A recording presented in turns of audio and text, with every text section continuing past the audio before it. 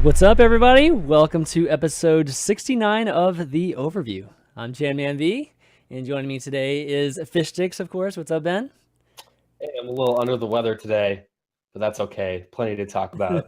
Should be a good one. That Ebola virus, or the Ebola. I was, before you misinterpret, Chris, I was at Evo last week.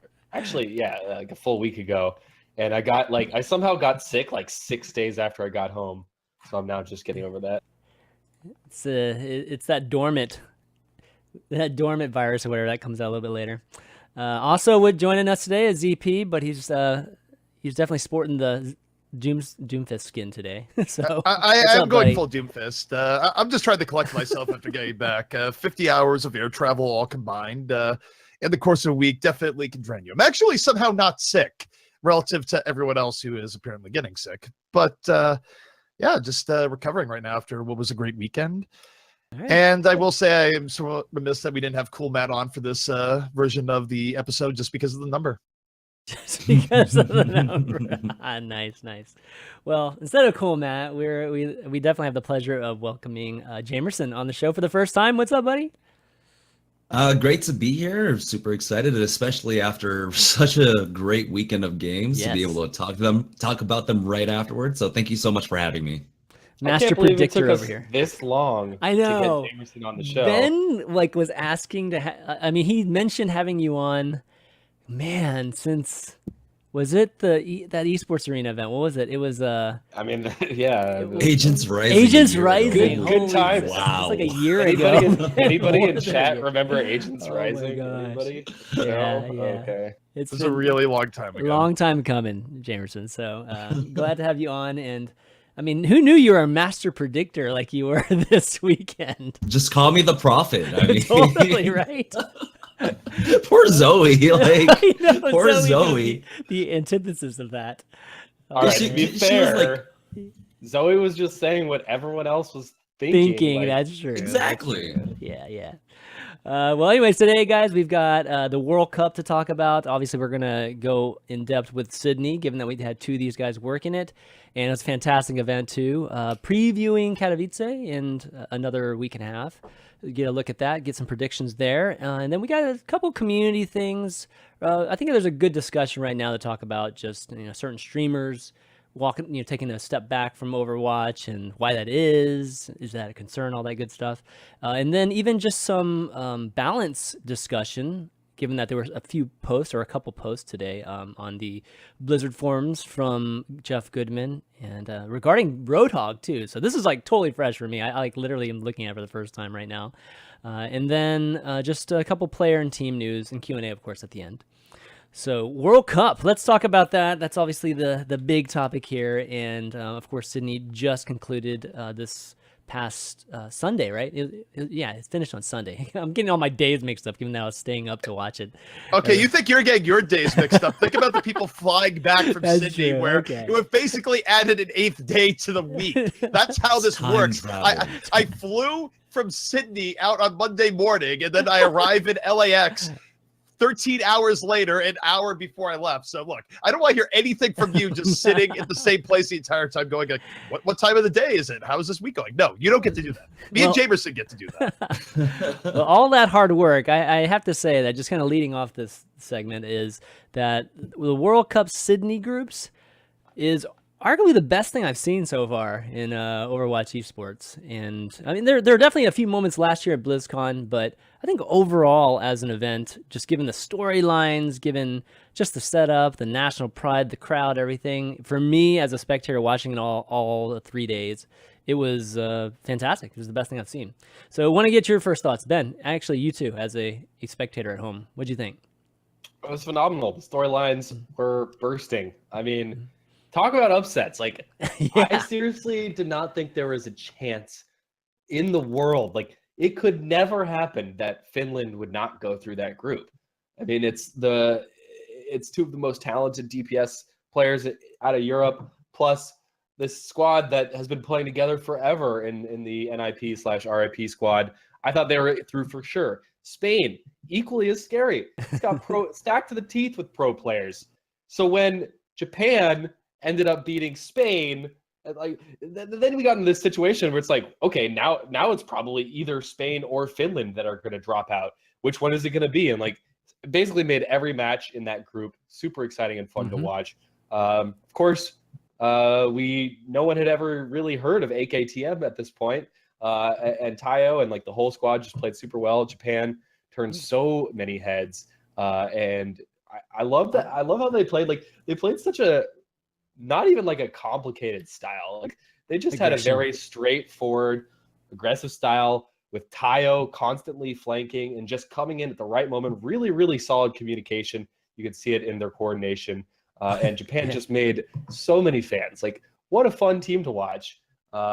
With all this talk, you'd think Japan actually advanced, but actually Australia, the home crowd. Hearts, if nothing else. I know, seriously, they were absolutely the favorite. Outside of, if it wasn't actually in Sydney, I feel like Japan would have been easily the biggest fan favorite of the weekend. But given that it was in Sydney, to that point, as far as it went with Japan, is that what we saw from Japan is that they got the most pops and reaction from the crowd for any other team that wasn't Australia. I mean, people very much enjoyed playing it. I mean, or not playing, but watching them. And I mean, part of the reason is too, is that, and this is sort of a tangent on its own, but people, when you can get just first-person views of hit scan characters doing crazy stuff that aren't Tracer, but in this case, McCree and Widowmaker, those two heroes, particularly when well played by Taimu as a Widow earlier in the group stage, and then of course everything AKTM did with McCree, got the biggest reactions out of the crowd by far.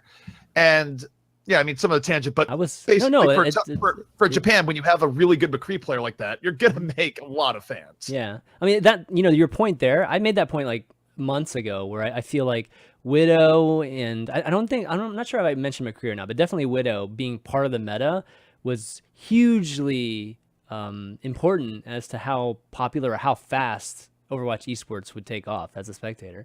So I know exactly what you mean by that, ZP. And but Jameson, what was your take, man? I mean, definitely one of it was just that, AKTM was just flexing his hero pool. So getting to see the Reaper, getting to see the McCree and the 76 and the Genjis come out, like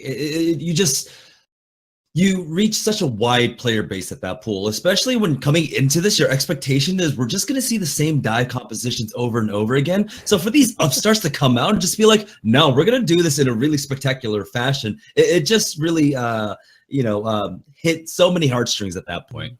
Yeah, I mean, I'd say probably the toughest realization of the entire group stage is when you finally realized what the playoff matches were going to be, and you saw those Australia versus Japan to end things up. You're just like, oh, one of these teams is not going to be going both on. The fan favorites honestly, I think the most oft-repeated sentiment there was we wish both of these teams could make it. And yeah, I mean, either way, it was a very, very exciting weekend, and I don't think enough love has been given to it here already. But the crowd to begin with was talk to us about one of the best crowds. So because we couldn't really hear it like full force on the stream, we could definitely hear some of the roars, but it wasn't like as impactful as I'm sure it was like live. So describe it for us.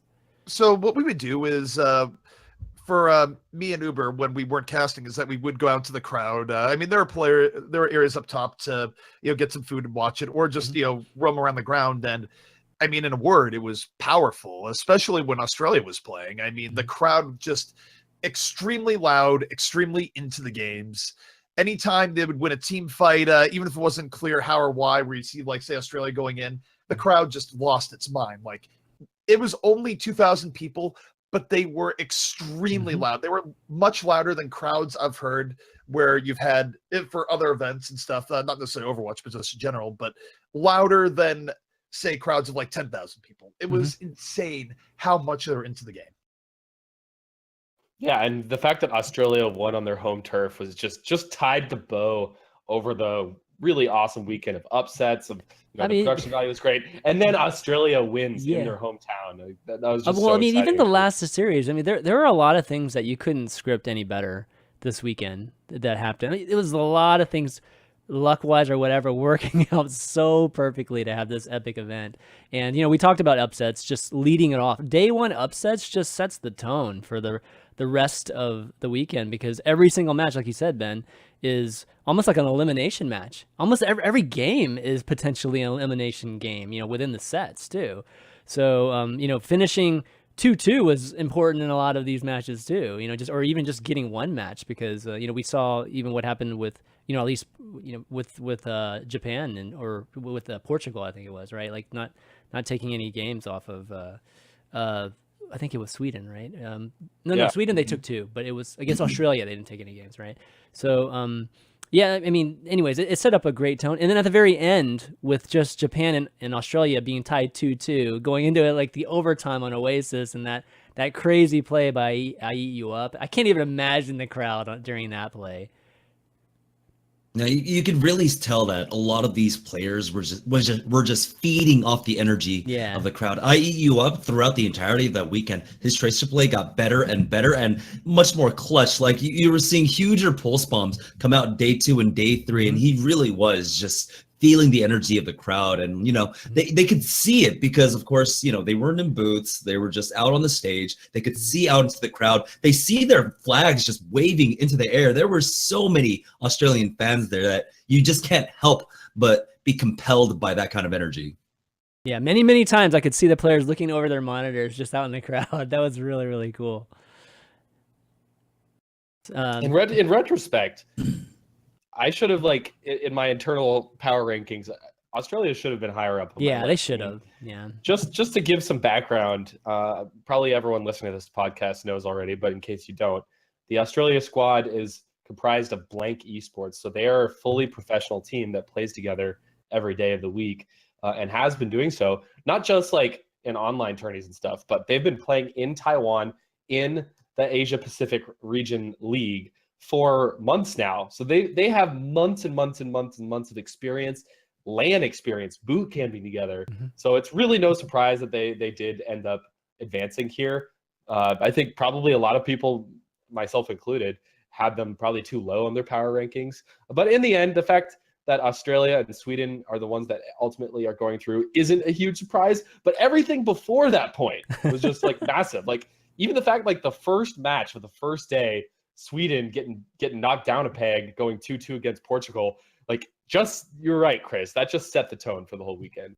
Well, the thing about the first day, of course, is that the big surprise there was, of course, you had Sweden getting taken to the limit, and then you had, on the other end of the spectrum, you had Japan just really clocking Spain in the mouth. And it was a case where, I mean, that was a mix of both ends there, where I think Spain played much better going into day 2 and day 3. Clearly, well, they made a role swap. I mean, it was Harry on Well, it Soldier. wasn't just a role swap. They were running DPS on day 1 as well, too. But at the end of it. At the very end. So obviously having Harry Hook and Soldier was fine. The bigger part there, too, is just also the part where it takes a little bit of Winston to get back into the mode of dealing 3 DPS. So Winghaven had an adjustment period. But regardless, Spain came out weak. Japan came out really strong. That's how you had that perfect storm. And it did set the stage for the rest of the groups for the sort of drama that unfolded there, where, of course, Spain, even though they weren't able to get through, they did just totally wreck Finland's chances by coming out incredibly strong against them. Yeah, definitely they were able to regroup, both Sweden and Spain. And so I think the team that we were expecting ended up showing up on the very last day. And unfortunately, Sweden and Spain had to play each other too, so that only one of them could have, would have ended up going through. But the one thing about Japan, I have to say, is that, after day 1, you were thinking, with actually early day 2, you were looking at some of the teams that we were expecting to be favored, starting to regroup. You're thinking, okay, Japan's going to get put in their place, after, or at least in day 2, and then maybe not even make day 3 if there was any possibilities of that. But Japan actually followed through. Like, I mean, I really think that between Australia, Japan, and even Spain for that second spot, it could have gone any direction depending on what day it was. And of course, for Australia, it worked out totally great for them. Just this past weekend. But those 3 seemed pretty even to me by the end. Sweden was probably a little bit ahead of them, just given how solid they played on the last day. But it was just super competitive. Like one thing I think. one thing I think is really worth noting, by the way, heading into the next group stage is that, just so no one is caught off guard, and they really shouldn't be, but Australia was relatively firmly beaten, or Blank Esports, by the Flash Wolves team, which is now basically the Chinese Taipei team, heading into the Santa Monica stage. So when you get there, definitely expect good things coming out from the Chinese Taipei team, because I think that's going to be really sick to look forward to. It's not the next group stage, by the way. Next group stage is Poland, but something to keep in mind, where if you thought Australia was impressive, Chinese Taipei should also be very good in their showing. Okay. I don't think a lot of people had them on their radar, at least most. Look, the Asia region in general. I know, they're super surprising. strong, man. Yeah. No, that's the great thing about World Cup, right? Last year, I remember specifically a lot of the power rankings revolving around World Cup. Korea was rather low. If you looked at it, a lot of them were estimating them to be like possibly like lower end of the pack, and then they just came around to dominate and wreck everyone. And so now we're getting to actually see that a lot of these regions have leveled up, and particularly in this last year, the Southeast Asian, I don't know how much Southeast Asian, but like the Eastern Asian, right? Japan, Korea, Taipei, or Taiwan, along with China, have just leveled up to a massive degree that it's hard to not ignore them at this point. Well, overall, like, what do you guys think of? I mean, obviously, you guys worked production, so we'll definitely talk to you guys just kind of behind the scenes. But Ben, overall, just with production of the entire weekend, what'd you think of it? Especially compared to the previous week too. This time we had Jameson and ZP, of course, like swapping in, so a little bit of a caster moving around, but everyone did a great job. It was great to see Uber's passion just flowing as he was commentating the Australian team. Yep. James, I think you did a great job hosting the desk. And we were talking about Flame. His performance as a caster, like he's really coming into his own in terms of just presentation. Like he's always had the knowledge down, but he's really learning how to, get a good cadence while he's speaking. Excuse me. And yeah, I was just really pleased in general with the production, the games, the crowd, everything just felt really, really solid to me. Yeah, even Golden Boy just rallying the crowd too. I mean, those are some really, really fun moments, and just the whole Aussie, oi, oi, oi bit. So yeah, I think right now, from the standpoint of the talent and the casting, like with you guys, that's not a problem right now. That's not definitely the issue with currently with Overwatch esports. So I feel really, really confident, at least in terms of the product of what we have there. It's just all the other stuff now. We got to step up with some more stats, some more, things in between, some B-rolls, some even more B-rolls to set up some even more storylines. They did a pretty good job with it though this weekend.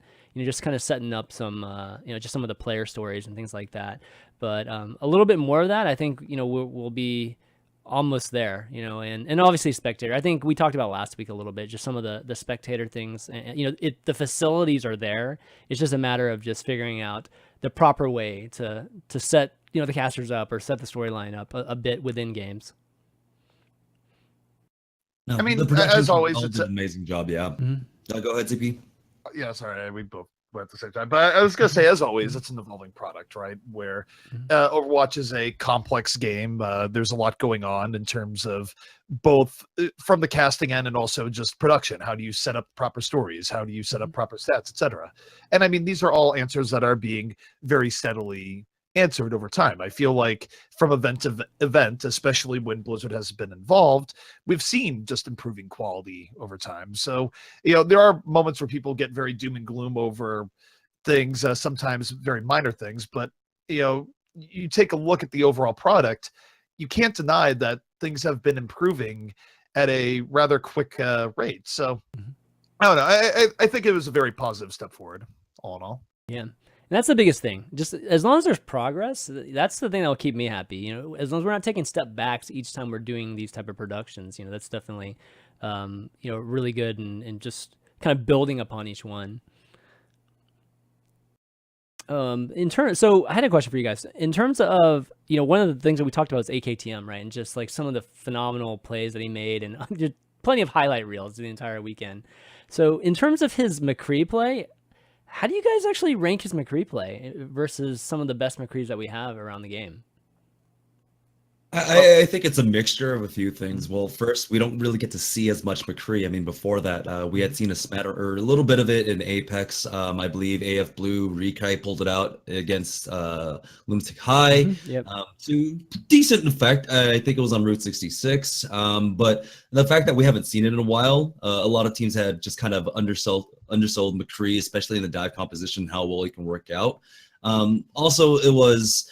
The two standout performances were against Spain, well, by the end, where they weren't really running a diva, and also against Vietnam, where unfortunately Vietnam was kind of the punching bag of Group D. So when it came down to actually seeing him face off against Taimu in Finland in that final matchup in Group D, it did give us a good bearing for where his level was, and I think his aim is particularly fantastic, right? He does have great aim. His flashbang timings were great, but he did have kind of, I want to say, Calvin-esque tendencies. If you ever watch, 8-Ball Calvin play his McCree, he goes a little rogue, right? Where he tries to make these hero plays. And we saw a few times where AKTM would try to keep himself lurking on certain angles and then try to go for a play that's set up for about 30-40 seconds, all for naught.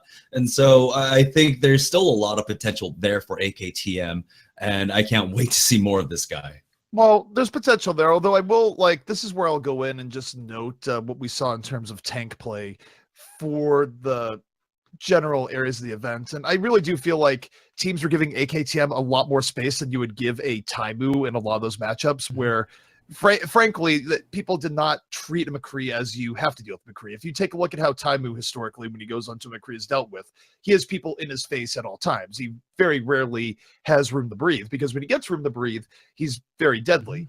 AKTM by comparison, especially in, say, that first Spain matchup, was given all the room in the world. He wasn't given the respect that you give to a top DPS player. And we see that can really affect how much a player can be effective on, where your players like Taimu are constantly suffocated because teams do their homework and they go, we have to get in on this guy. Yeah. Defran, for example, you saw this with Defran, where the first big breakout tournaments that Selfless had, Defran looked utterly unstoppable. Still very much one of the best soldiers in the game when he plays, whenever the next stage he might play. But but what you saw is that his effectiveness definitely lessened compared to the very beginning, because teams learned how to deal with him. So I think it's always hard to entirely judge where a player stands in their first breakout moment, because the test isn't really how much is this guy doing when teams aren't game planning around him and they aren't applying as much pressure. It's going to be, how does your DPS player do when teams do start isolating and looking for it? Right. Would AKTM be able to get the same results in a setup where, for example, you talk about he may have put on his resume a good showing to get in the Overwatch League, but would he get the same amount of space in that sort of environment?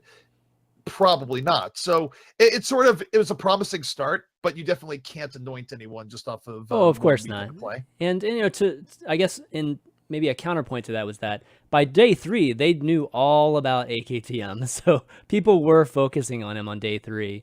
And yet he was still making some plays, not as many, obviously, but he was still making some plays, even given that happening. So I think it's pretty promising for him. I don't know if he's the best McCree ever. I mean, Doe was making him sound like he was literally the best McCree ever. But he's definitely he's definitely a star that we never seen before. I mean, AKTM has absolutely bought himself a tryout for some Overwatch League team. Yeah. I think it'd be silly not to kick the tires on it. It's just like anything. It was an incredible story for the weekend, but it takes a little bit more than that to just proclaim someone as this guy's the next coming, in terms of stuff in the future. But for the weekend, he was absolutely the player of the weekend. And going down the OWL rabbit hole just a little bit more, weekends like this really go to prove to me that I think OWL can work on a global scale, because Australia has a great team. I mean, sure, you could add some Koreans here or there and try to make a super team down the road and draft players from all around the world. But the Australian fans are there. The Australians or players are there. Same with Japan. Who knew Japan had such a strong team? Basically nobody. Nobody in the scene was as aware of how good they would be as maybe they were. So it makes you think we could have a Tokyo team. We could have a Melbourne or a Sydney team. I would love to see that. That's a beautiful image for the future of OW League is truly global. Well, now you've gone on that, I will simply go to my rant and say that I am a very big proponent of geolocation esports. I always have been after seeing how my dad has reacted to anything that has a Minnesota or Boston tilt to it. I think geolocation is incredibly good for esports. And if you were in the crowd there to see how the Australian crowd reacted to an Australian team, I got to tell you, that is a much bigger response than you would get for, some more random, less focused setup of like, oh, Evil Geniuses versus TSM. No, you're not going to get that level of crowd reaction for that. You just aren't under normal circumstances. Geolocation is big, and the crowd in Australia really helped hammer that point home. It'd be nice if we could get like a crowd mic, or at least a little bit more of a crowd mic whenever we do get shots. I don't know how you would I could set hear up... it pretty well. I could hear it, but I mean, I still don't think it's even. I still don't feel like I felt the crowd as much as just being there. There's like this, maybe on a scale of 1 to 10, it's like a 2 or a 3 at home, and it's probably a 10 there. So if we could get to like a 6 or something like that, that would be actually really sweet from at least a home spectator. Okay, let's talk about the viewership. So the viewership, I believe I saw the stream, I believe, get up to 50K at one point.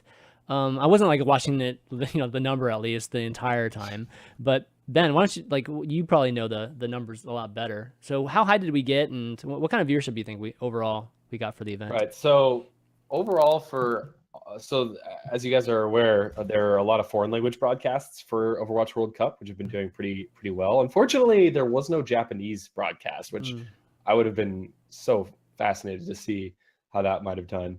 But for the entire Overwatch game itself, it was peaking towards 70 and 80,000, pretty similar to the Shanghai numbers.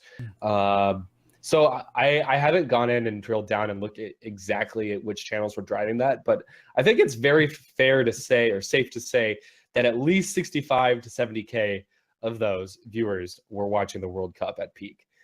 So we're hitting pretty good numbers, getting close to 6 figures for the group stage, which makes me, and again, usually events in Asia have worse viewership than both European events and North American events, just conventional wisdom from watching a lot of esports throughout the last 5 or 6 years.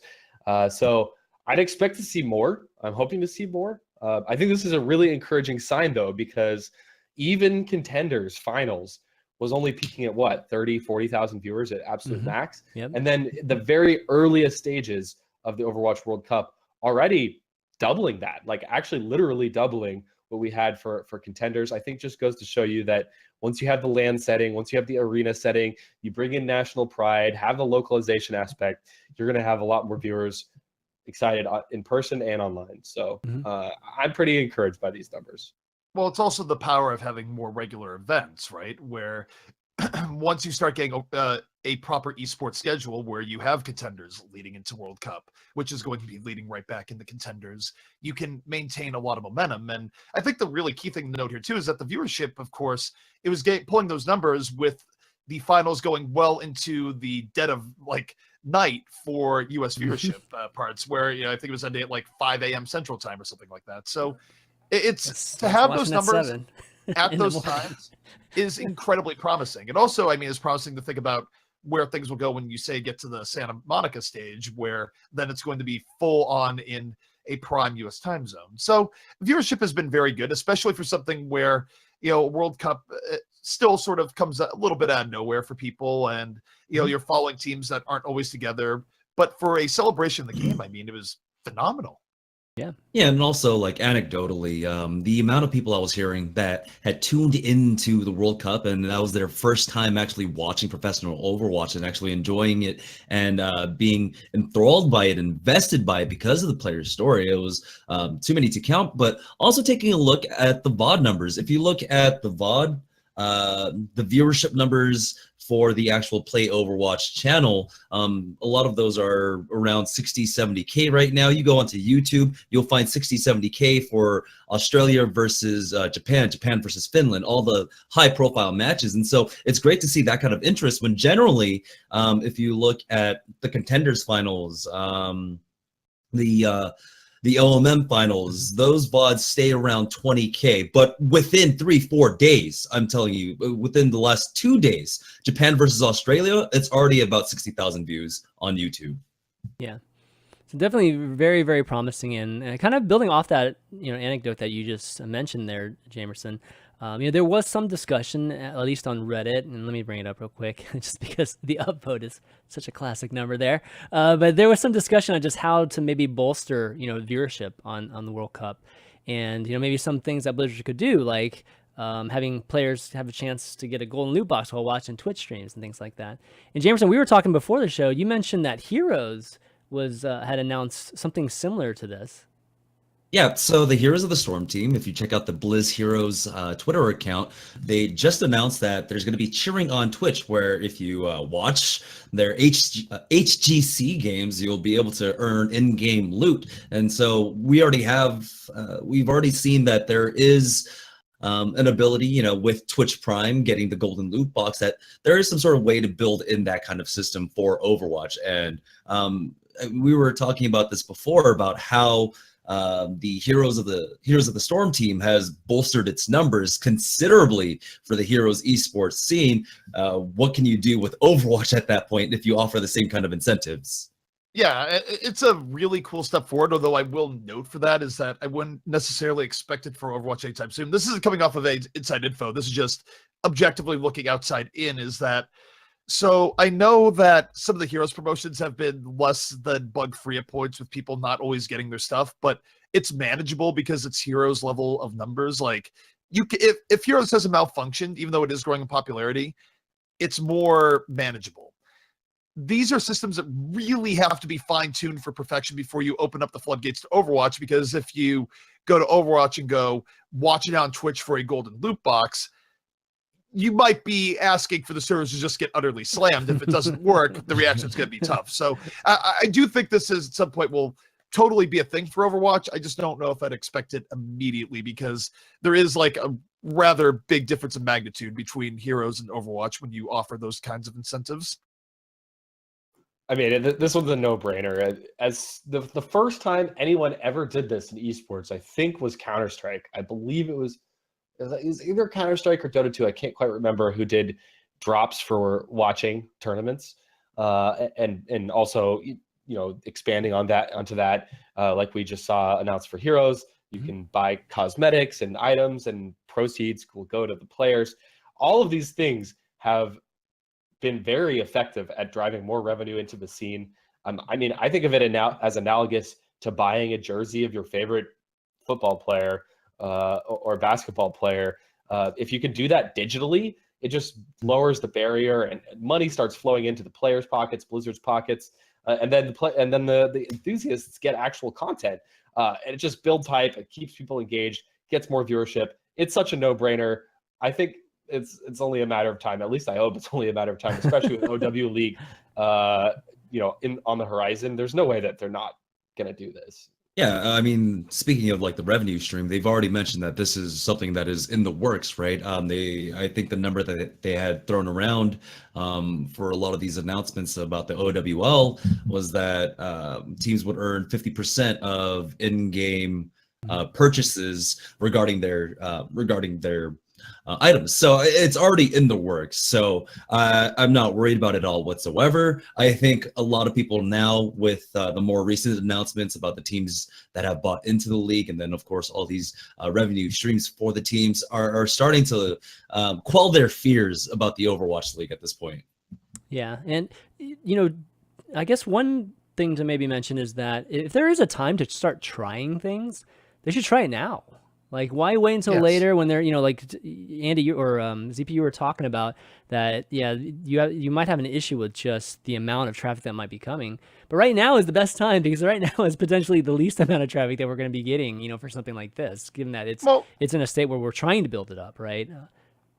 Like I said, I'm sure it'll be coming at some point. I'm just noting some of the realities there. Yeah, I'm just hoping. One thing I'll note here too, though, is that like when I look at Overwatch right now, and people might think, "Oh, this is shilling because you've been doing events," or it really isn't. Is that there's so much positive to be looking at, and I think we've hit into a weird point where, despite having really positive news, really positive events, especially in light of the most recent one, that it's still in a case where both from certain players, certain people in the scene, where there's people that really don't see those stories as sexy. Like, you're not going to get tons of clicks and retweets and everything else. So you go, everything is fine, everything is great, and things are getting better, etc. Like, you still have this incentive from certain people in the scene to write doom and gloom articles and say, Blizzard, how dare you? What are you doing, etc. And a lot of that stuff is really unfair if you take a look at just how things are actually evolving, how things are actually pretty darn good. I mean, the subreddit over the weekend was great. I mean, everybody was, for the most part, talking about all the great things that was the Sydney group. So I know what you mean by that, ZP, and it is important for us to definitely recognize when things are good. It's just whenever I'm talking about just like more of this, trying to get more viewers, it's one of those things where it's like, I just wish more people would have seen it, like, because it was so epic. And at times you have this feeling of, man, it's a little bit wasted just because people didn't see how awesome this was. And it's not easy for us to recreate the scenario. It takes some the luck. other thing too is that, like, if you're trying to make a name for yourself and you go to something like Reddit, like you make an article going, hey guys, everything went pretty well, and people are like, yeah, it went pretty well, like, that's just going to be a very tiny splash, right? Compared to coming up with some crazy or like really exaggerated take about how Blizzard is doing everything wrong. Well, that gets more clicks because the people who feel that way are going to like dive in onto it. It's controversial, etc. And I don't know. I mean, you're I just think a shill if you're saying things are good, man. That's just the perception. But I will say that what you bring up is true. There was a lot of positive feedback from this event. And it also, like, I think, hopefully calms people down a little bit from some of the just more crazier things that have been being said over the last like 2 months. All right, well, we have Katowice in a week and a half, so why don't we take a look at that and preview our groups and see how wrong we can be about this one too, except for Sweden, right? Okay, we got Group E: South Korea, Netherlands, Poland, Austria. Okay, I don't think we can get this one wrong. At least who's going to be on top of this group, but who do you think will be second in this group? Netherlands. Yeah, I think it has to be Netherlands. I mean, I was very confident about my predictions for the last Overwatch groups World Cup group stage. So what do I know? But when I look through this Poland and Austria rosters, I don't see a lot of names that I recognize at all. I don't see any people from any top pro teams in Europe or America, and I think that alone, the experience that the Netherlands team has here, means that they've got to go through. I think they have to. I was actually watching Netherlands versus Germany. They were broadcasting their scrims earlier this morning, and the Netherlands looked really strong, especially with the way that they had actually moved the roster, because they did bring in about like 3 support mains, and we saw the fears of that with Team Spain. I was a little on the fences about South Korea, particularly just because they didn't bring in my boy Miro. Like, how do you not have Miro for the World Cup? So I did have some reservations about Mono, but he looked good. I finally caught up on the South Korean VODs that they were broadcasting, right? Their scrims against X6 and Kangdu Wonsia. And once again, my fears quelled. They're looking good. I'm pretty sure they're going to be walking away with a victory for the World Cup.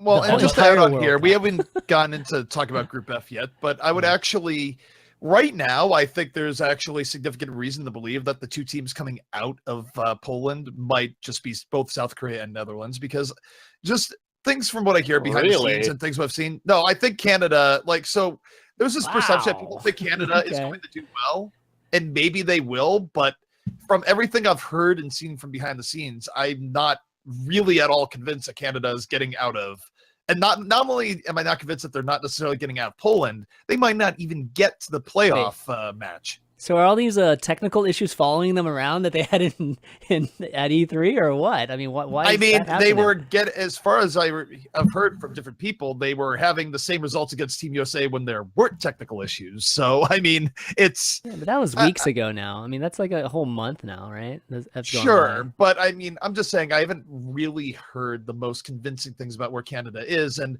probably the biggest reason is that we've seen tank and support cores be really big to teams going forward. And even though Canada has a great DPS duo in Agilities and Surefour, they've had to put Mangachu into the flex role, and it's not something he's super comfortable in. XQC, while a good tank, is a good tank when playing with supports that he's had a longer time with, and within that specific core. He's had a harder time adapting with Canada.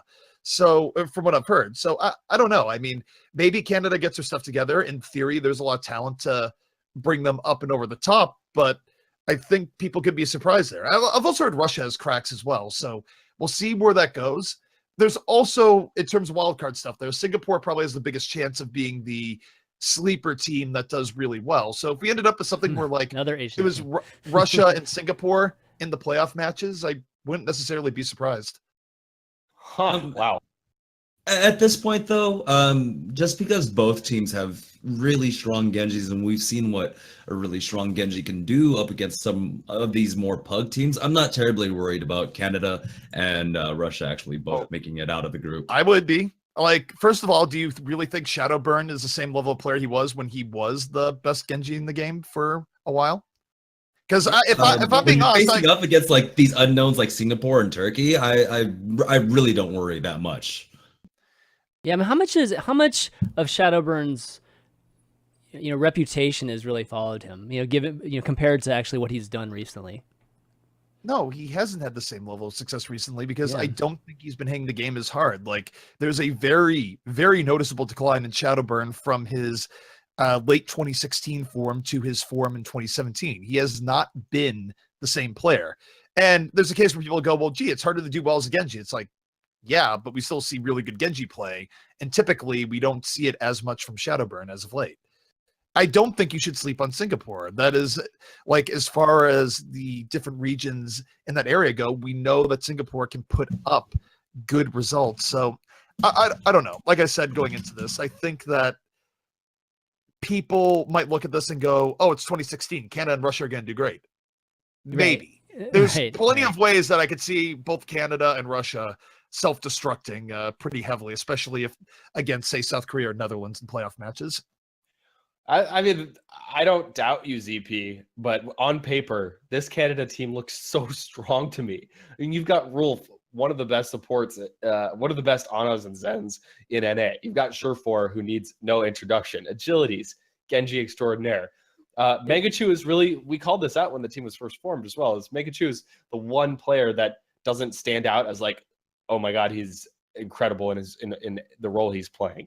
But this team still on paper looks so good. I mean, I have them coming out of this. A giant upset if they don't come out of the group stage. I think a lot of people, it would be super disappointing if Canada didn't come out of this. I will note, as far as this goes here, like, I do kind of hope that Canada matches up against Singapore on day one, just because, like, if anything has the ability to recapture Japan versus Spain, it would probably be Canada v Singapore potentially.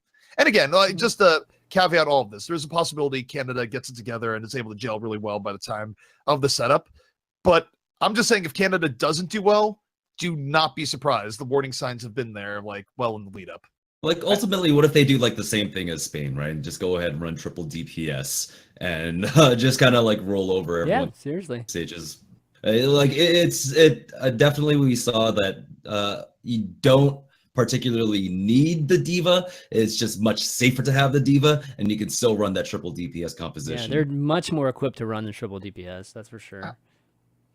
Yeah, I mean, they are, but on the same note, like, the triple DPS did really work for Spain because of how ridiculously good of a soldier Harry Hook is. They would have to run a different variant of it there, because I mean, Surefour can run a good soldier, but I don't think he would be running it in this case. He'd be running the Tracer. So I don't necessarily know if they have as good of a triple DPS setup.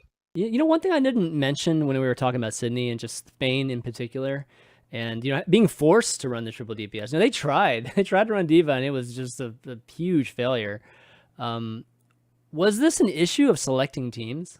Are we, like, because the thing is they could have changed rosters. The thing about the World Cup rosters, that it was flexible. Like, you could still add people at different times. You didn't have to have the same roster in groups as you do, like, in BlizzCon eventually. So why wouldn't you choose a roster that actually has a good diva and not be forced into this situation? I mean, Spain was even forced to play, roles that they didn't even were naturally fitted for it. And Canada's going to be in the same in the same state if they have to play a diva too. So, what are your thoughts on that? Did they choose? The committees just choose wrong? Well, for Canada, yes. I think you would have been much better putting Train on the roster over Mangachu. Like, although I heard there might have been something where Train couldn't play. So if there's a case where Train couldn't go, well, that's what sense. Jake. I think that's what Jake said, right? He couldn't. If Train was available, he would have been a far better choice for the Fishstix pick. It might have just come down to the committee because, well, you do have Mangachu on the committee, but also Huck is on there, and I had heard, I'm not making any kind of like statements here. I heard Huck that was largely hands off with the selection of the team, so it might have just been a lot of power, in one. I will confirm that I heard the same thing from other people that were involved with Team Canada. So that was the thing. Okay. All right, so I guess we'll have to see what happens there. I mean, how awesome would it be if Poland did something though? Just hometown crowd again in Katowice too. That would be pretty sweet to see. But definitely predictions right now they're not going to be doing much. Like ultimately, you just have to like remember that Netherlands and South Korea are super strong. But I think at this point, after 2 stops, teams have realized you can't sleep on anyone. You have to put your best foot forward on every single match, or well, shit happens. Or you got a team that just goes full aggro on you and just runs you over because you weren't ready for it. All right. Does anyone know which arena this is in? Is this in Spodek where they've had like all those? I think it's the ESL arena. Okay. Okay. Yeah. If it was in Spodek, that'd be sweet, man. Because that's the one where they've done like a ton of really memorable esports tournaments. Every IEM Katowice, yeah. Mm-hmm. And I think that's like a 18,000 person capacity arena. That would be insane. I wouldn't be surprised if they fill it because Polish esports fans are intense, dude. They are, man. We just had the CSGO major there last week. So yeah, it's gonna be awesome. I will say though about the second group here, at very least, Russia versus Canada is a storyline in itself. Just 2 teams or 2 countries that have gone at it in hockey for like decades and decades. Like now they're gonna go out in an Overwatch. I think that's pretty exciting. Yeah, definitely. All right, well, let's wrap up World Cup. Definitely, again, lots to see in a week and a half. There's a break this week, guys. So Katowice continues a week after that, and then the U.S. right after that, right? I think it's a week after the U.S. groups is a week after Katowice, right? Mm-hmm. DP, you're doing that one, right? Yeah, what's it called? So I have the basically 2 weeks off, and then heading to Santa Monica with my good friend and colleague who is hanging out chat Hex. So we'll be casting it up there. Cool. And Jameson, you're at Katowice, right? I will be at Katowice, and I'm pretty sure I'll be at Santa Monica just for funsies, so I get to watch everyone else having to work all day. 30 minutes away, so yeah. Might as well. I'd be remiss not to. Yeah. Well, anyways, good luck there. I can't wait to see you guys again back on the desk and casting. But before we move on, I do want to give a reminder to the folks that maybe just only watch the overview. We're actually available on iTunes as well as Google Play and SoundCloud too. If you want to listen to us on the way to work, or if you're working out or whatever, just with your iPhone. And the folks that recently left us 5-star reviews, definitely want to give a shout out to them, just because leaving ratings and stuff helps with finding the overview whenever you're searching for Overwatch podcasts on iTunes. So a big shout out to Wolfric, K123477, and Y Zane for leaving some nice words and feedback for us. But let's move on to community here. So we got another interesting topic in terms of just what's going on, obviously, in the subreddit. And recently there was some news of DSPStanky, who is very, very well known for playing Lucio. A lot of YouTube videos with DSPStanky doing some amazing things, especially early in Overwatch, and has continued since then. And obviously he streamed too. Well, he did a twit longer, I believe, recently, just talking about him moving away from Overwatch. It's just been burnt out playing Overwatch and really wants to take a break from it. So he's starting to move away from it. Some people have been talking about Tim, the Tatman, also not playing Overwatch as much recently. So there's obviously this narrative about, is this dive comp or the continued meta, the meta that we've had for months now, hurting the game? Is it hurting the streaming side of things now? Not just like the competitive side, but the actual streaming side of things. And on top of that, there's some PC Bang numbers coming out, right? And people obviously pointing at that too. So I figured we would have this discussion and see what you guys think.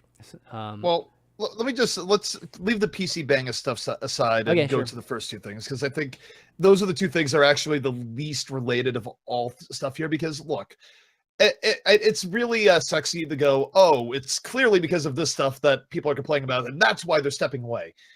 Streaming any game for 2 to 3 years when you're on a 6 to 10 hour a day schedule, I don't care how good the game is, you are going to get burnt out over time. Mm-hmm. That is a reality of streaming, period. It doesn't because it is your job at that point. And then that doubles up when you are playing a support like Lucio, and you're doing mostly, I know DSPStanky's case, he does things other than Lucio, but if that has still been the bulk of your gameplay, there's absolutely no way, if you're forcing yourself on a standard streaming schedule, that you are going to feel great about playing ranked as a support for that long. And it's not, I really don't think it's a game issue at that point. It's streaming is hard. People really underestimate how hard it is to stream, and particularly to keep up the same style of content day in and day out. So yes, people are going to get burnt out over time. It happens. Yeah, I think that's what this is, guys. It's people, individuals getting burnt out. I mean, I hate to sound like a broken record, but this is probably like the 5th or 6th time there's been a meta that's gotten stale in Overwatch's history since it came out in May of last year. It's been 14, 15 months. And every 3 months or so, we go through the same exact thing. It feels like the community really overreacts to this perception that a single meta is dominating the game so much that it makes it unfun, makes it unplayable. Everyone's going to leave. The game's terrible. Blizzard is too slow at bouncing. And then balance comes and things change. It always happens. I will give you, this meta has been going on for a bit longer than any of the previous ones, but this is like the 5th time this has happened where the community overreacts to an extreme about the meta being stale or whatever, and then they see like Surefour or like DSPStanky or Taimu most recently being like, this game sucks, I hate the meta, it's not fun for me anymore, and everyone's like, yeah, that's what's gonna happen, everything's gonna die now. It's like, no. Well, patch is gonna come in 2 days. Doomfist is coming in 2 days, people. It's just interesting that if people try to attribute this to the meta being stale, I mean, it's Stanky playing Lucio. Lucio's never gone out of fashion. I mean, he's dropped from, I believe, the S tier ranking where he's used 95 or 96% of the time to A ranking, and he's still up there at 90% usage. Stanky has no shortage of games where he's playing the Lucio, and it's become actually a lot more fun game for a Lucio to play into the dive because, you're a lot more engaged as a Lucio. You have to peel for your supports. You have to go and dive also with the rest of your team. This is possibly the best gameplay you could ever get out of a Lucio player. Let me put it this way too when it comes to streaming as well, and this comes from my experience in streaming, but look, even when you're more on the bleeding edge and you can get the win rates a little bit more in your favor, right? If you're streaming for 10 hours a day in a game with matchmaking, what does matchmaking try to do? Matchmaking tries to give you a 50% win rate. Now, think about what this does then for a minute. That means that for a 10-hour play session, on average, unless you are really on the super top end where you could break matchmaking, you are going to be losing for 5 hours of every day that you do a 10-hour stream. And of those losses, probably maybe a quarter of them are going to be brutal losses, because that's how matchmaking works, where of your losses, a few of them are going to be ones where you're just getting kicked in the junk. Yeah, I mean... The fact that people, I'm just saying, I think back to my time in Heroes, I felt very burnt down on streaming, and luckily Overwatch casting sort of came around at the right time for me to go, all right, I'm going to do Overwatch, but it's just... I'm just saying, particularly when it comes to streamers and burnout, I don't put much stock into it at all. And I don't think you can attribute other game issues to be like, clearly it's because of this. It's like, no, I mean, so. I think that I definitely agree with you for sure that burnout with streaming has more to do with just the streaming life. And we see it more and more. Any streamer that only focuses on one game, isn't a variety streamer, goes through this phase. Even in Hearthstone, like there was a tweet by StrifeCrow yesterday that said he's taking a step back from streaming Hearthstone until the expansion comes out, which is only 3 weeks or something like that. But still, it happens in every single game because you just can't play the same game for 8 to 10 hours. And and have to stream it too, not just like play it on your own, but have to stream it too and be up and entertaining or whatever, like for 250 days out of the year. It's like really, really hard to do that. So unless you cultivate what I like to call the cult of Crip, where Crip, granted, if you go back to his very early streams, he was more energetic, but like people are just like, Crip has actually built into his personality just being disenthused at the games he plays, where he's just saying there's like, whatever, I'm just playing, whatever. I'm Crip, get at me. And like, it actually works because even if he's not having as much fun as normal, like that's what people go to Crip's stream for. So it works out really well as compared to say other streamers where people go for them to be like highly energetic and entertaining. Like, for example, if you take a look at Seagull's stream, Seagull might be facing burnout at some point. I think there's been some there because he's built his reputation as a streamer that's really energetic and talking with people, and you're not just like looking at his face cam as he gets top decked and wrecked. So I don't know. I mean, it's difficult to keep that up on a consistent basis. Yeah, I mean, all the streamers feel the same way. It's one of those things, and everybody that's streamed knows that the moment you don't stream, you're losing subs. So like you force yourself to stream as a job, and people like Crip are able to do it, and they're very vigilant about doing, or very, very, very good about doing it and disciplined about doing it. But most people cannot sustain that for just again 250 300 days a year. I mean, that's just like too much. So this is natural. DSPStanky, he's gonna be playing other games, and he'll probably come. I can see Stanky coming back at some point. I mean, these people walk away. Doesn't mean they don't come back. So how much of it has to actually do with the dive comp? Like kind of like circling back. Yeah, I mean, it's hard to say whether these are just it's just timing issues, right? It's just the coincidence, I think, that these people are burnt out at the same time. This meta is kind of winding down, or at least Doomfist coming out like in a week or whatever. Well, I mean, let's just be clear. Generally speaking, most streamers come back because they like money and they realize that switching to other games is different. I mean, that's not completely true. It is. No, come on. I'm being somewhat realistic here, though, is that streaming wise, if you haven't built yourself up to be variety, what will happen is that if you take a break from a game and go to another game, you will see that your viewership drops to 10% of what you normally have if you are lucky. And then you realize, you look at your Twitch stats and you see that, like, for example, I was doing Heroes of the Storm, just off ads, a lot of days I was getting anywhere from like $150 to $300 before counting subs and everything else. And then, so I look at my average Heroes day, wow, this is really good. I stream another game, I was like, so, I mean, you do get stuck into a love-hate and, oh God, I like making money type of cycle as a streamer. No, absolutely. Yeah, totally.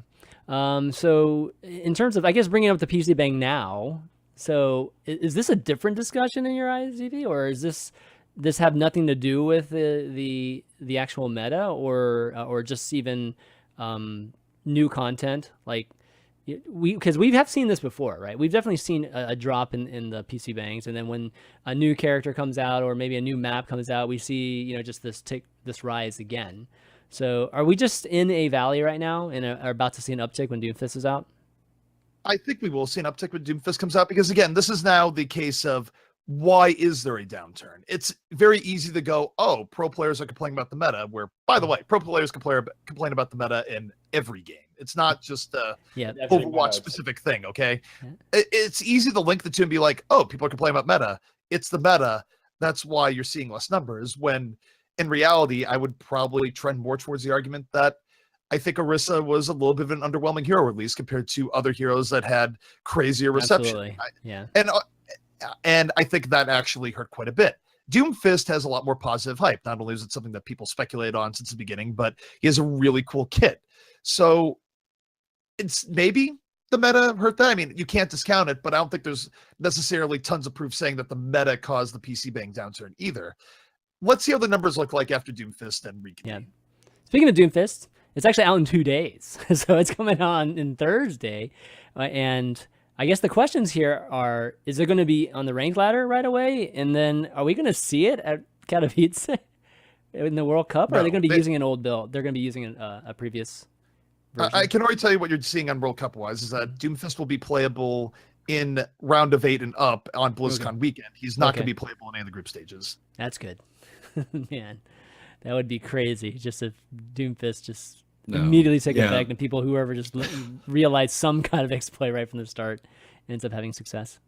Yeah, a lot of these teams just don't have the time to actually deal with it. I mean, we were hearing stories from during Sydney, a lot of those teams, like they had only been scrimming for about a week beforehand just because of, well, you know, a lot of the envious players, they were still in Korea and all this other stuff. So there's no way that Blizzard throws that much of a wrench into things. Oh, yeah. So there's no way it's getting into either of the next World Cup qualifiers. I didn't hear that from Blizzard. That just seems obvious to me. That would be shocking if it was. I am curious about Contenders though, because Contenders is coming up in a couple of weeks, and Doomfist will have been out for a while. I think that should be really exciting. I would assume he will be playable. A good way to hype I'm not saying this from any. I'm not saying this from any official info whatsoever. By the way, this is just gut feel based on how it's been handled in the past and whatnot. But I would very much imagine that Doomfist would be fair game for the upcoming Contenders season. Because at that point, I mean, you stop and think of that, right? Contenders is publicly stated to be starting the week of August 14th. So basically after the Santa Monica group stage. And if it's starting that week, that means Doomfist will have been out for close to a month at that point, plus the time that he was on PTR.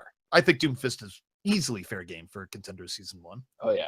You know, with Overwatch League and like Contenders being such a huge focus for Overwatch, and we know, obviously we know that a lot of people don't care about the competitive scene yet and esports, but we know the team does.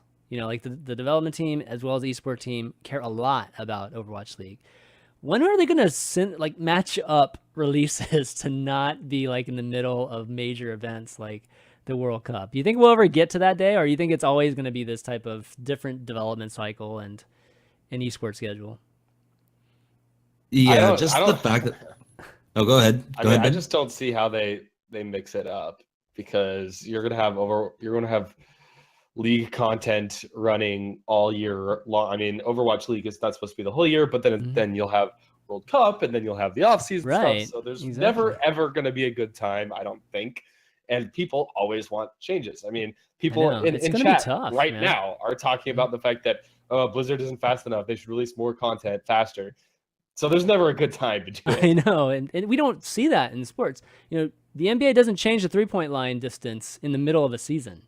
You know, and we don't see rule changes like that typically in sports. So this will be something that, you know, they're gonna have to figure out too, and maybe eventually the community and user base will just be more accepting of just not having changes until every 9 months or something like that.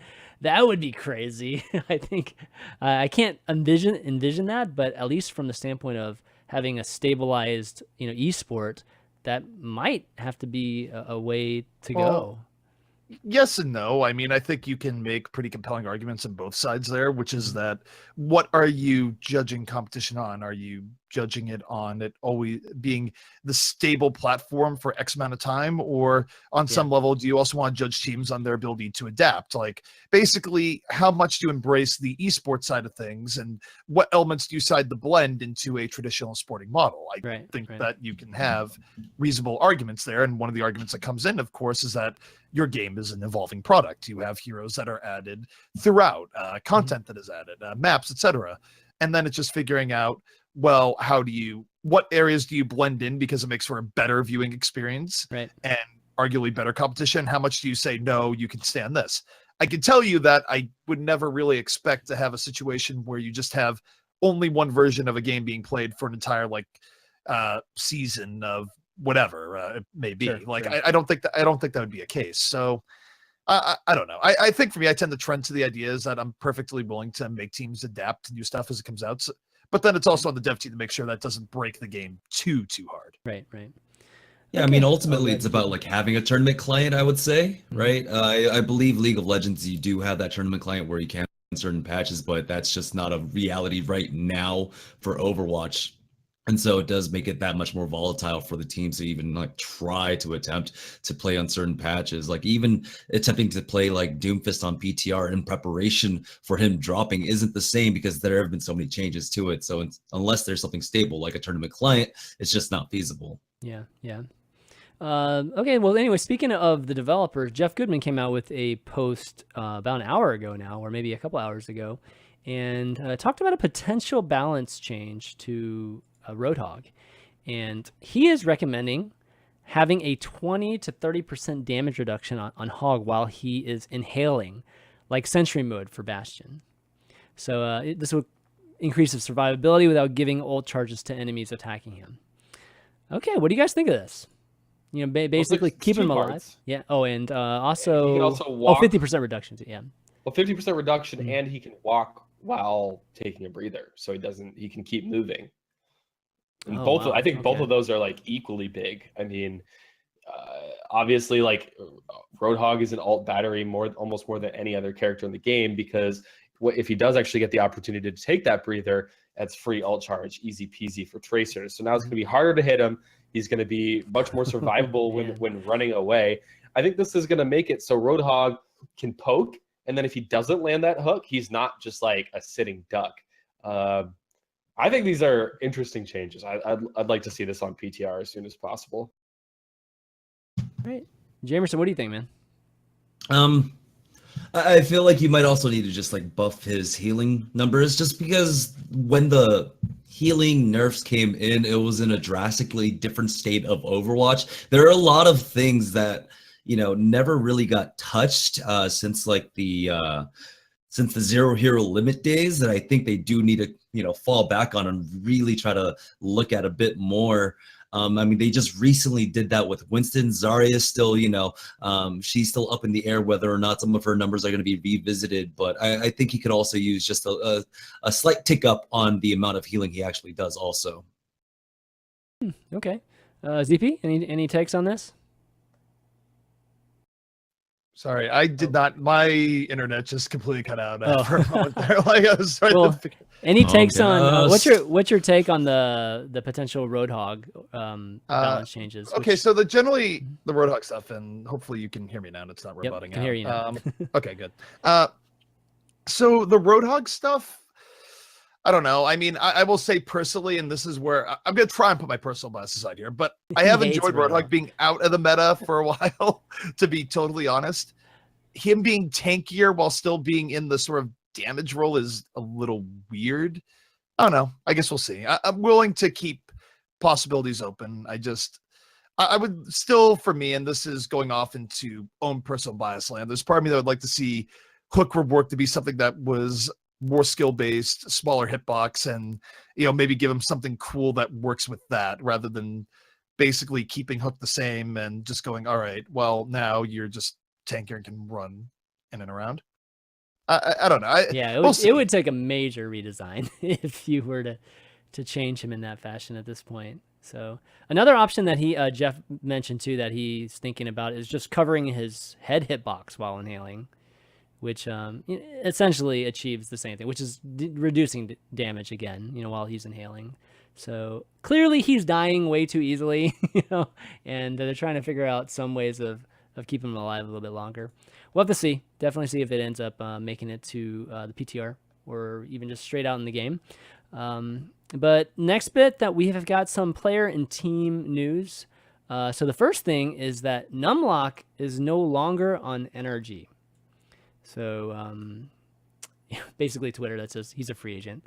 And so this didn't sound like this was any kind of surprise. It was like something I think that numlock kind of understood was in the making. And I think the exact quote was that they were looking for more of a shot caller, or at least some type of shot caller coming from the tank role. And he really wasn't, or he didn't really want to do that. So they decided to move on, or at least go separate ways. But yeah, any thoughts on him leaving NRG? He's been on NRG for a long time now. So well, it's not really that surprising. And I mean, let's be frank about a few things here. Numlock's best showing as a player, as a tank, was in the middle of 2016. And it was arguably back when his team, rather than being Dignitas, was Creation. So, yeah, I mean, the thing is that tank play has really leveled up dramatically since then.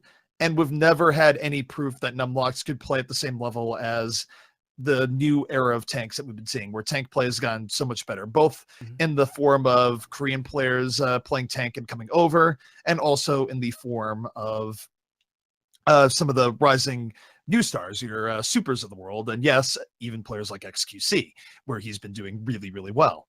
Numlock's never been able to show that he's been able to play at that level of gameplay, so, I mean, the fact that NRG finally is deciding to cut ties right now, I don't really see how you can be surprised at. Look, it's harsh to say that. Numlock is a good guy, but at some point, you have to have performance, and he definitely didn't look very good in his showing with NRG.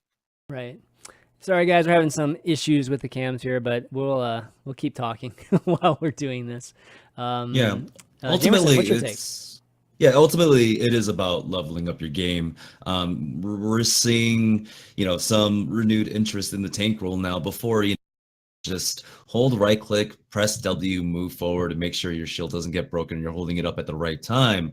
But with like the shifts that we've seen, like a lot of DPS players going off onto the support roles and things like that, shot calling is a very viable skill that you need to be able to have, especially as a Winston player, as your main tank player for your team. We were talking to a lot of the players from different countries, right?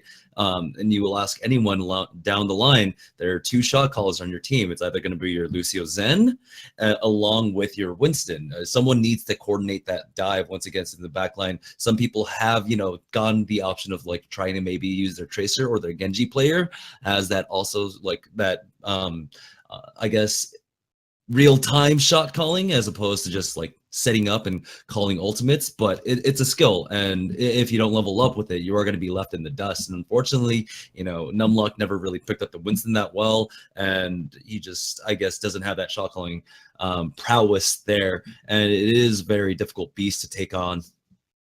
Well, also just to add on and supplant that point, or not supplant, but support, you also have the entire thing where you take a look at Portugal, right? Where Portugal, you had Gray and Mauzasa really pulling together a team for Portugal that really didn't have a lot of known talent in the other roles, and just off shot calling and coordination alone, they were able to be incredibly impactful. So, yeah, I mean, there's a lot to be said about this particular thing, and I would just go back and say that objectively, if you are looking at player performance, numlock really didn't have a lot of good game tape to show about his play as a player since the middle of last year in a incredibly competitive and involving time sphere. So again, it's not, maybe we'll see if he can have a rebound. Certainly, hopefully he's a good guy, but end of the day, you do have to get results. You are in a results-based industry. Yeah, totally. Yeah, I'm not surprised by this one. This is something I kind of struggle with on the show, I'll be honest, because I am but a commentator and like a high masters low GM player, so who am I to talk?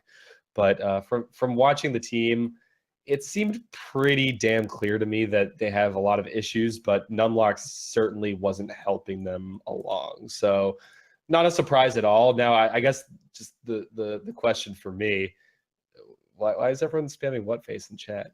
ChanManV is something. It's not us, I swear. Okay. We're having I'm trying to fix is my mic messed up? But yeah, I wasn't surprised at all. Now, I guess the next question is, does NRG blow up this team and start from scratch? I mean, what's even left at this point? You've still got IDDQD, Hard Blue, and the others still hanging around. But what's really left of this roster? Are they scrimming right now? Are they practicing right now?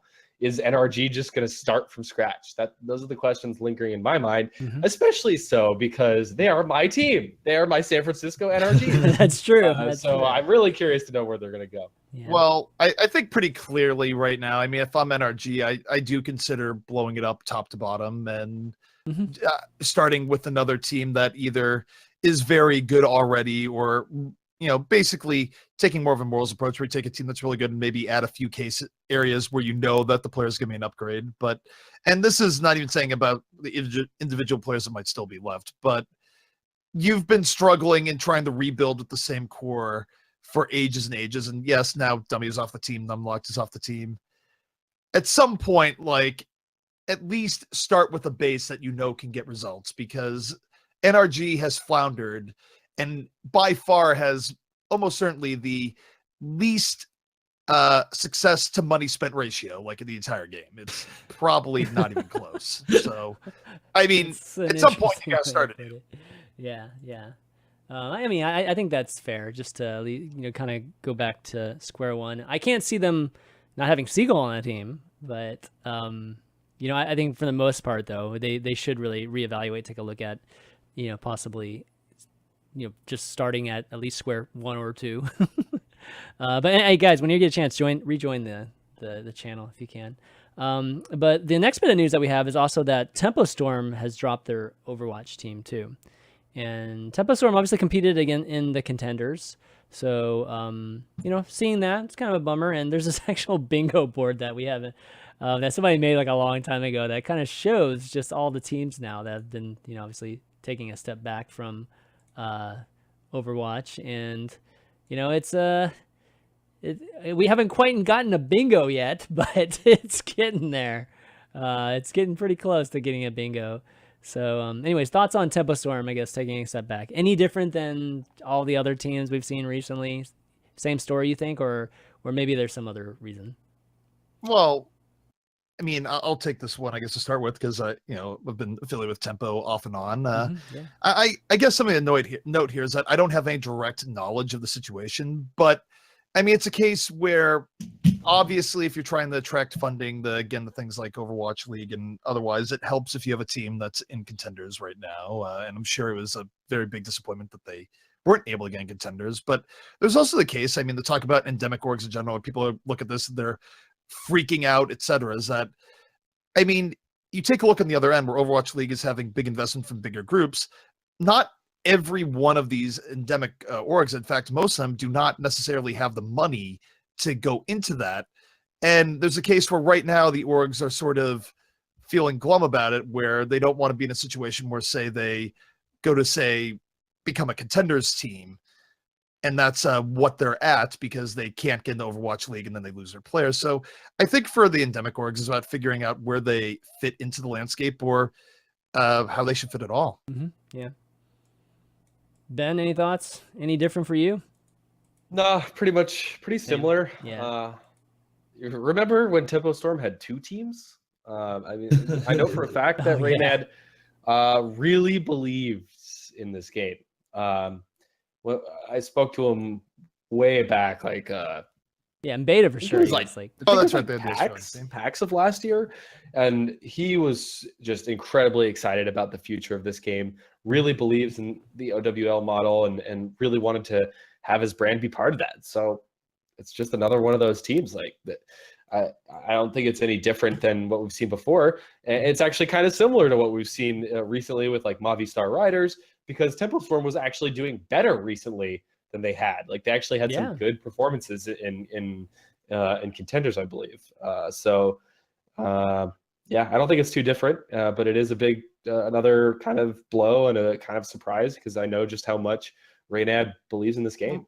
One thing that I think is really important to note here, though, is that this is where people, it's a sort of squash of this. This is where people get all crazy about going, oh my God, this is terrible for Overwatch, etc. Is that, remember the model that is being put forward here, and also remember how the endemic teams work, where it's a case where they're, you market to sponsor and go, look, we're X org, we're involved in the highest levels of competition, and there is obviously a buy-in to the highest levels of Overwatch competition. So you can't really endemic orgs can't market the same way that they could in other games.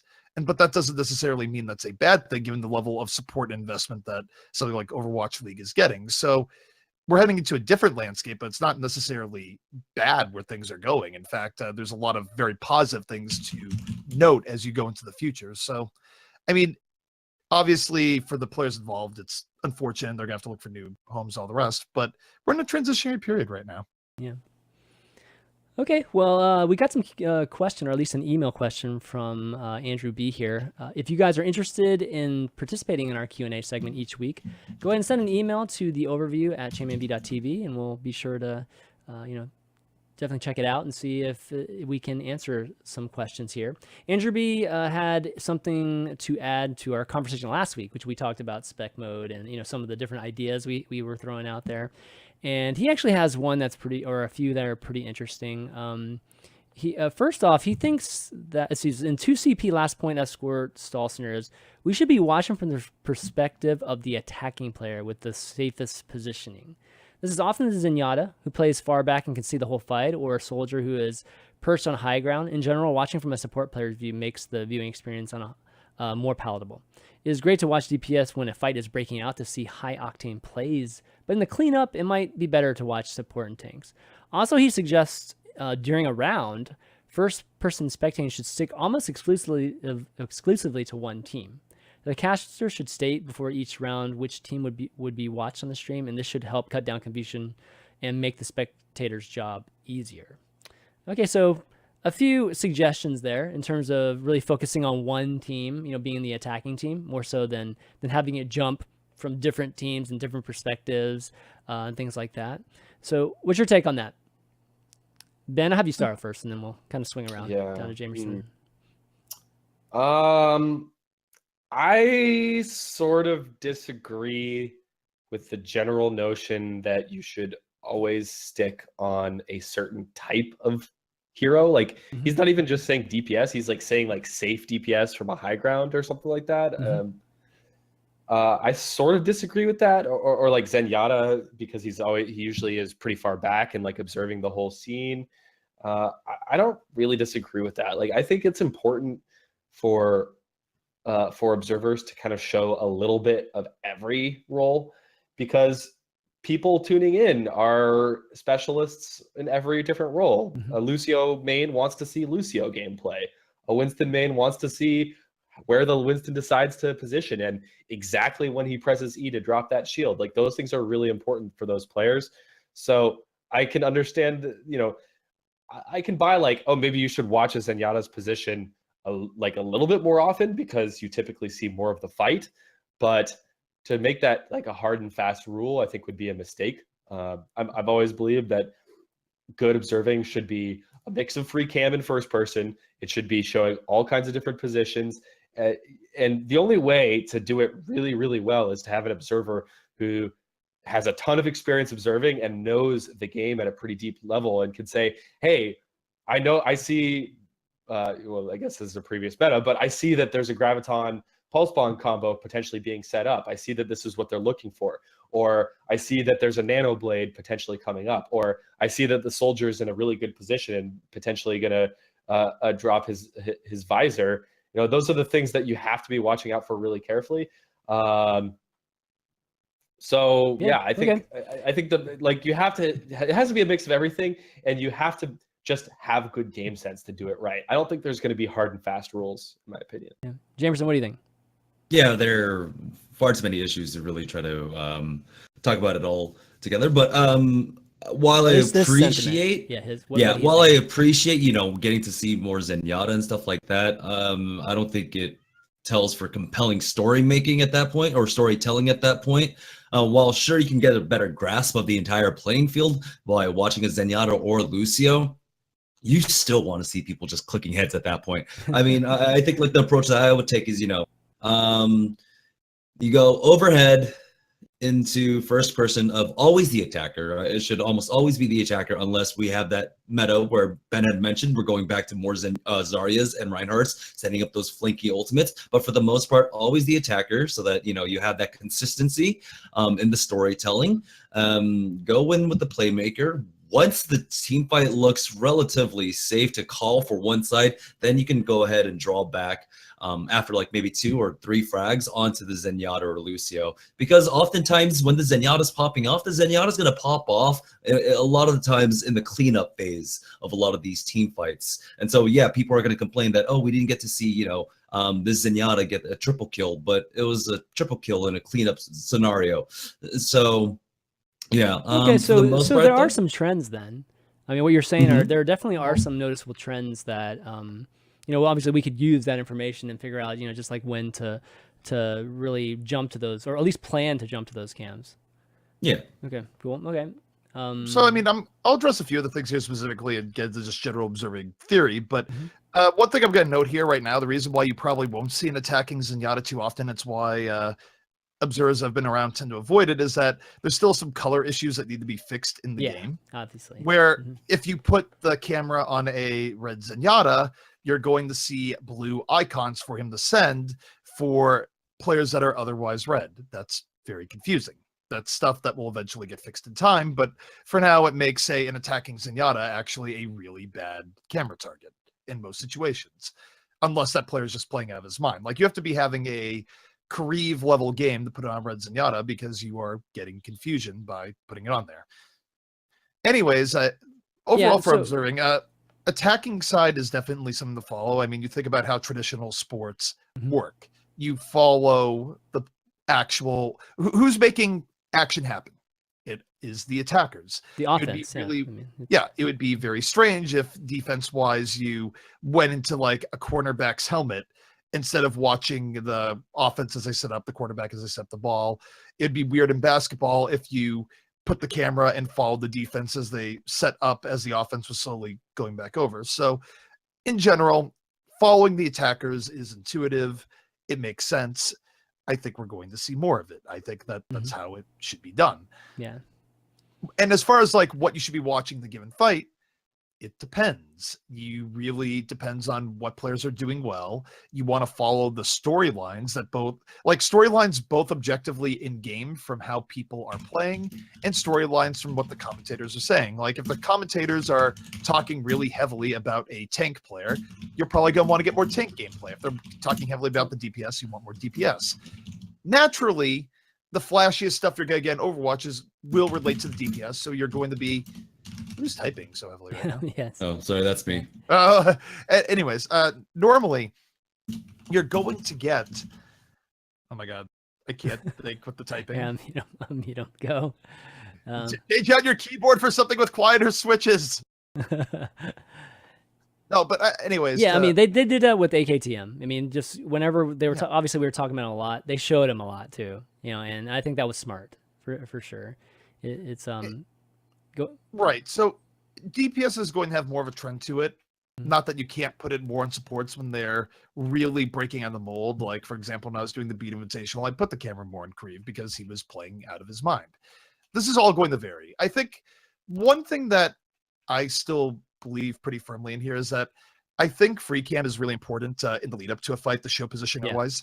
And you definitely have to have first person in fights to build excitement and craziness. Like, if we were full free cam in fights when AKTM was doing stuff in Australia, it would have been harder to build his story as a caster with like the crazy aim and stuff he was doing. I think it's also one thing that has been touched on here that's also really important is that I don't think you want to go full Apex with Apex just trying to swap and catch everything. The Apex camera, even though it's, in quotes, catching more things, it's also much harder to build a storyline around that because they'll do things like going from a red tracer to a blue tracer. Yep. They will swap constantly trying to get every little thing. And that makes casting and telling a compelling story to your viewer really tough. I think that not only do you want to stick with the attack, but I think you also need to avoid quick switches. You need to make it so the viewer is consistent in what they're following as opposed to this mad dash to catch everything. Right. And also I think, the touchdown thing that's come up every now and then, people come up with the idea of like, what about cheat feeds? What about always catching the right thing? Sometimes it's important to catch like fails on stream. Some of the most important, hilarious things that happen in sporting period is not always the good play. It's also the play that someone messes up. You need to have bad on like. Yeah, I mean, it's good. You need to have mess ups on stream as well. Right. So it's like bloopers and funny things. I mean, correct. Yeah, bad play is obviously entertaining too. All right. Well, anyways, Ben's got to get going here. So why don't we wrap up here and do some quick shout outs. Jameson, it was definitely a lot of fun having you on, and definitely should do it again too whenever you're back from Katowice, and lots of more stories to tell us. But have any shout outs you want to do right now? Where can people find you?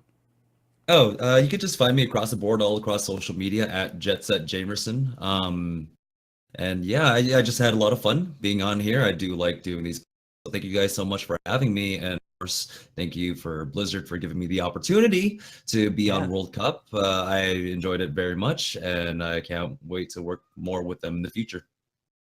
Awesome. Yeah, and thanks again because I know you're jet lagged. Both of you actually, ZP and Jameson, super jet lagged from obviously the trip. So ZP, shout outs. Mr. Doomfist. Follow me on Twitter at TempoZP. Definitely check out the Poland group stage coming up. Of course, not this weekend, but the weekend after that. Should be interesting to see stuff evolve, especially if some of the rumors about teams trying new stuff turns out to be reality. We'll have to see. And then, of course, group stage is complete in Santa Monica a week after that. So we've already had great stories for the World Cup stuff. Still have 2 more great events to go, and definitely excited for it. All right, Ben. Man, I almost wish that 4 teams advanced from each. I know, me too. And then we had because it's so depressing that Japan and Spain didn't go through, and then these groups, Russia and Canada. It would have been I would have really liked it if they had 16 teams before BlizzCon, because I just want to watch more and more of this. But this weekend, guys, we're gonna see Korea play. I am going to be so hyped just to see how this team performs. I think they're going to just cruise through, but it's going to be a lot of fun. You can follow me at Fishstix on Twitter. And sorry for ending the show abruptly, but I have to go right now. So. Okay. All right, buddy. Right now. I'll wrap it up real quick, but guys, we'll be here back in 2 weeks because I'm actually on vacation for the next 2 weeks. So obviously you're going to be skipping a week, so don't look for us next week. But you can find all the VODs on youtube.com/ChanManV. You can find us on iTunes. Just search for the Overview or Overwatch.